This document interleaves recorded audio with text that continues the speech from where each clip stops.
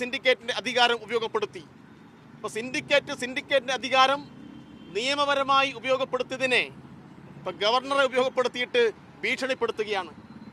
അത്തരം ഭീഷണികളൊന്നും ഗവർണറല്ല, ഇനി RSSന്റെ പ്രധാനമന്ത്രി പറഞ്ഞാലും നിയമവാഴ്ചയുള്ള ഒരു നാട്ടിൽ അനുവദിക്കുന്ന പ്രശ്നമില്ല. അങ്ങനെ തെറ്റായ നിലയിൽ ഉത്തരവുമായി ഇങ്ങോട്ട് പുറപ്പെട്ടാൽ പുറപ്പെട്ടെടുത്ത് നിൽക്കും എന്നല്ലാതെ സർവകലാശാലയുടെ ഗേറ്റ് കടക്കാൻ കേരളത്തിലെ വിദ്യാർത്ഥി പ്രസ്ഥാനവും കേരളത്തിലെ യുവജന പ്രസ്ഥാനവും അത്തരം ശക്തികളെ ഗേറ്റിന് പുറത്തല്ലാതെ ഗേറ്റിനകത്തേക്ക് കടത്തിവിടുന്ന പ്രശ്നമുണ്ടാവില്ല. അതുകൊണ്ട് മോഹനൻ കുന്നുമ്മൽ നാളെ വീട്ടിൽ നിന്നിറങ്ങിയിട്ട് ഇങ്ങോട്ട് സർവകലാശാല ആസ്ഥാനത്തേക്ക് പ്രവേശിക്കണമോ വേണ്ടയോ എന്ന് DYFI ഉൾപ്പെടെ തീരുമാനിക്കുന്ന തരത്തിലേക്കാണ് അവർ തെറ്റായ തീരുമാനങ്ങൾ എടുത്തുകൊണ്ടിരിക്കുന്നത്.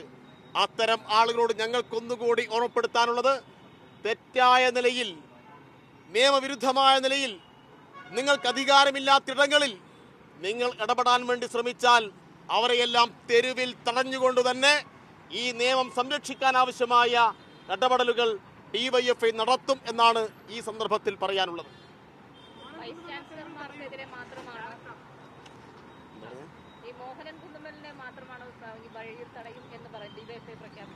അതായത് RSSന് വേണ്ടി ഇപ്പം മോഹനൻ കുന്നുമ്മലാണ് ഇവിടെ പണിയെടുത്തുകൊണ്ടിരിക്കുന്നത്.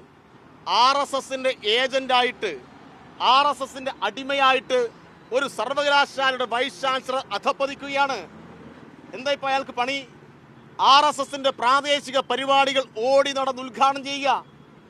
അപമാനമാണ്, ഈ നാടിന് അപമാനമാണ്, കേരളീയ സമൂഹത്തിന് അപമാനമാണ്. ഇത് ഉത്തർപ്രദേശ് അല്ല, ഇത് ഗുജറാത്ത് അല്ല, ഇത് നവോത്ഥാന കേരളമാണ്. ഈ കേരളത്തിൽ സർവകലാശാല വൈസ് ചാൻസലർമാർക്ക് ഒരു ഔന്നത്യമുണ്ട്. നേരത്തെയുള്ള സർവകലാശാല വൈസ് ചാൻസലർമാരൊക്കെ എങ്ങനെ പെരുമാറിയെന്ന് ഇത്തരം RSSന്റെ ഏജന്റുമാർ കണ്ടുപഠിക്കണം. അപ്പൊ അങ്ങനെ RSSന്റെ അജണ്ട നടപ്പാക്കാൻ വേണ്ടി ശ്രമിച്ചാൽ പിന്നെ അയാളെ വൈസ് ചാൻസലറായി കാണേണ്ട ഉത്തരവാദിത്വം ഈ നാടിനില്ല. വൈസ് ചാൻസലറായി കാണാതിരുന്നാലുണ്ടാവുന്ന അപകടം അത് അവരവർ സഹിച്ചുകൊള്ളുക എന്നല്ലാതെ മറ്റൊന്നും ഈ സന്ദർഭത്തിൽ പറയാനില്ല.